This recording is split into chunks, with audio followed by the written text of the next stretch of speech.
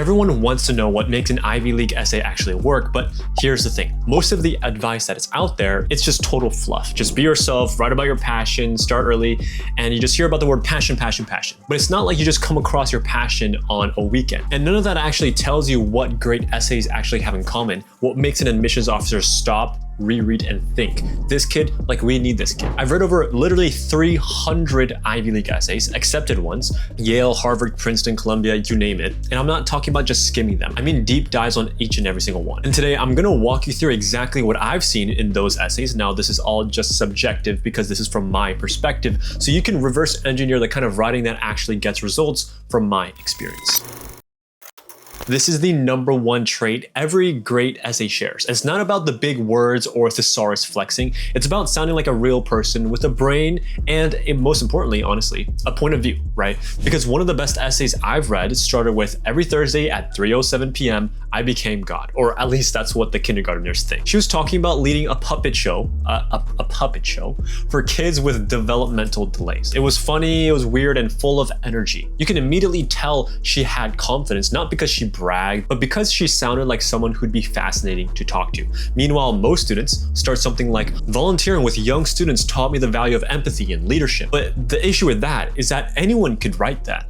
If your voice doesn't feel like uniquely you in the first few lines, you're pretty much losing them, right? Because you gotta understand that you're competing against what, 250,000 applicants for UC applications and like 40,000 more against if you're a Duke applicant.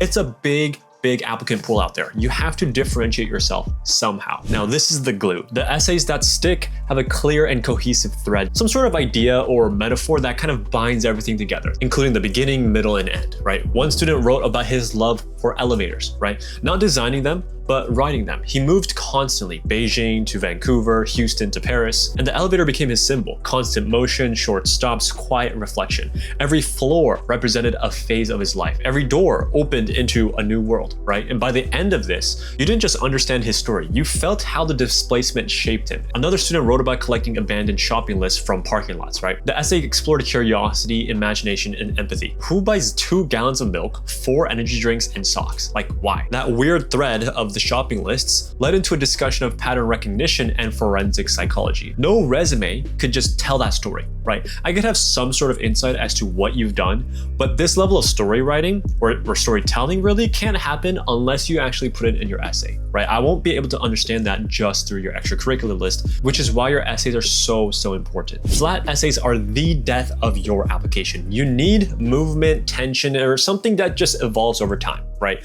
One student wrote about speed cubing, solving Rubik's Cubes competitively, but halfway through, the essay pivoted. It wasn't about winning, it wasn't being about the fastest Rubik's Cuber, right? It was about bonding with his non-verbal brother through the rhythm and color of the cube. They never had deep conversations, right? But solving cubes side by side became their language, a focal point or a connection between the two where they can actually communicate to each other. In that moment, the emotional shift to the story was what made the essay unforgettable, at least from my perspective. I guess the biggest takeaway from this is that great essays aren't really static, right? They take you somewhere new, somewhere unexpected. Now, I know those AP exams are an absolute pain, so I want to show you this new platform called Stellar Learning. It's a completely free platform with no hooks attached that lets you generate unlimited practice questions for pretty much every AP exam out there, plus AIME, AMC 8, 10, 12, BMT, Harvard math competition, Stanford math competition, and even world languages like Korean, Chinese, and Japanese. So if you're serious about preparation and want a tool that actually helps you level up for literally no cost at all,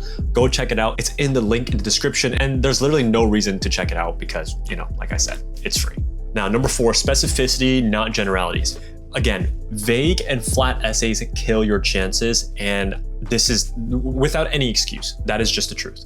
I love science, or helping others is my passion, or leadership is important to me. All that stuff, I'm looking at it and I'm yawning, honestly. Like, if I could read that in the first few sentences, I could pretty much predict what the rest of that essay looks like. And if I can predict that, what is the point of even spending my time and reading that, right? So let me give you another example. I had another student 2 years ago, actually, and she wrote about mushrooms, right? Not in a science lab way, but in a more foraging with grandma and rain boots at dawn kind of way, right? So she described bruising techniques to test for edibility, the smell of spore prints, and how fungal patterns mirror migration routes from her family's home country, right?